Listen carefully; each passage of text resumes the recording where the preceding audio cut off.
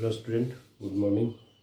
I am Dr. B.K. Varun from Medical Point, Patna, and today class is related to respiratory system and Bohr's effect and Haldane effect and oxygen dissociation curve. So this is the oxygen dissociation curve. If hemoglobin, that is the transport of oxygen with the help of hemoglobin, which is present in RBC. So the 97% oxygen transported with the help of RBC, hemoglobin, and 3% by the plasma from the lung to tissue. But CO2 transported from tissue to lung, and around 20 to 25% CO2 transported by the hemoglobin, RBC, and 70% with the help of bicarbonate ion, and 7% with the help of plasma. So this is the oxygen dissociation curve, the curve between the partial pressure of O2 and percentage of saturation of hemoglobin. So hemoglobin, first of all, transported with the help of, that is the heme. So the hemoglobin has two parts, heme and globin.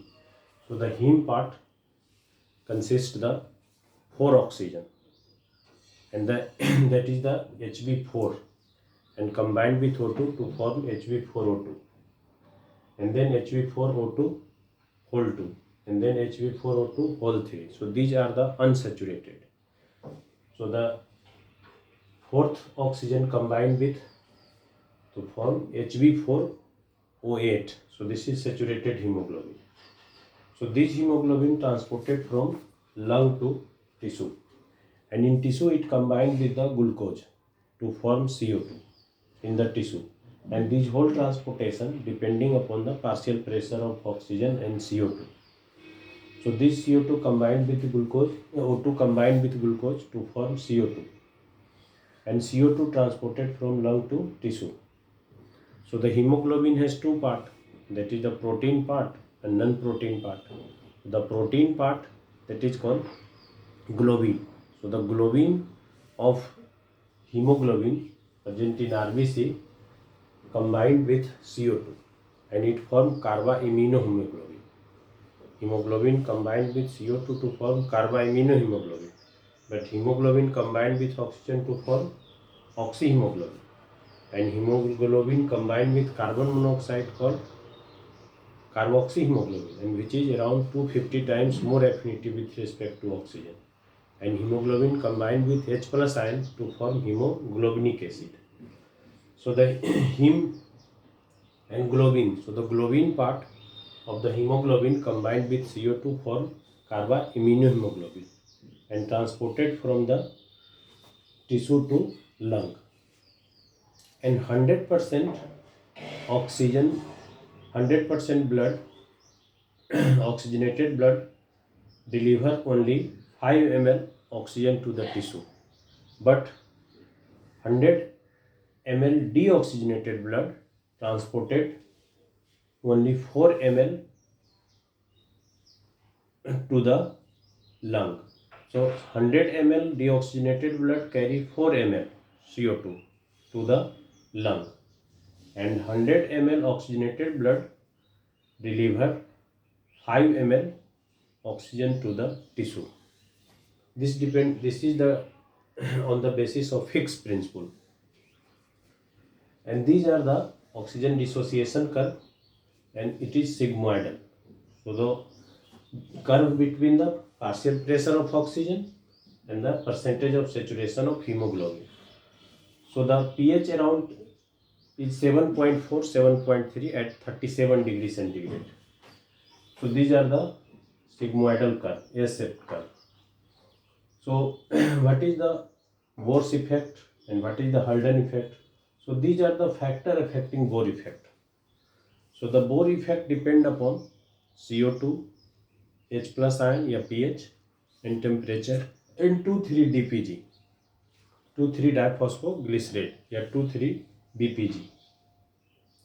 So this sigmoidal curve is the normal curve.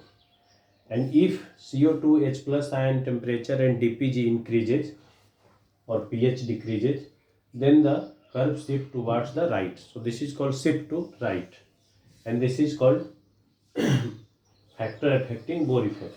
And if these all factors CO2 H plus ion temperature and 2,3 dPg decreases, then curve shift towards the left. And what is the P50? So P50 is the partial pressure of oxygen at which hemoglobin is 50% saturated, and the P50 value is around 25-27 mmHg. So this is the value of P50. So these are the around 25 to 27 mmHg. And what is affinity and P50 relation? So affinity is inversely proportional to P50. Affinity means affinity of hemoglobin with oxygen. So the affinity is inversely proportional to P50. That means P50 is more, then affinity is less. So the partial pressure of oxygen, these are the partial pressure of oxygen. So the fetal hemoglobin and adult hemoglobin, that is the different P50. So in the fetus more oxygen is required. So in case of affinity, in case of fetus is more, so P50 in fetus is less. So P50 in fetus is less than P50 of the adult hemoglobin. HbA is a adult hemoglobin, HbF is a fetal hemoglobin. That means affinity of oxygen in fetus is greater than affinity of oxygen with hemoglobin in adult. So the P50 is inversely proportional to the affinity. And transportation of oxygen from lung to tissue follows the Bohr's effect, and transportation of CO2 from tissue to lung follows the Haldane effect. Haldane effect means if hemoglobin combined with oxygen to form oxyhemoglobin, and this acts as a acid. So it releases more H plus ion. So the more H plus ions releases, that means it combined with H plus ion with bicarbonate ion to form CO2 and water. So in case of CO2, CO2 is more releases from the blood, and it becomes more oxygenated because the CO2 removed from the blood and transported from the tissue to lung. So it follows the Haldane effect. So transportation of O2 from lung to tissue follows the Bohr's effect, and transportation of CO2 from tissue to lung follows the Haldane effect. And one is the chloride shift or Hamburger effect, Hamburger phenomena. So what is chloride shift? So that during the transportation of CO2 from tissue to lung, these CO2 around 70% enter into the RBC and 7% enter into the plasma.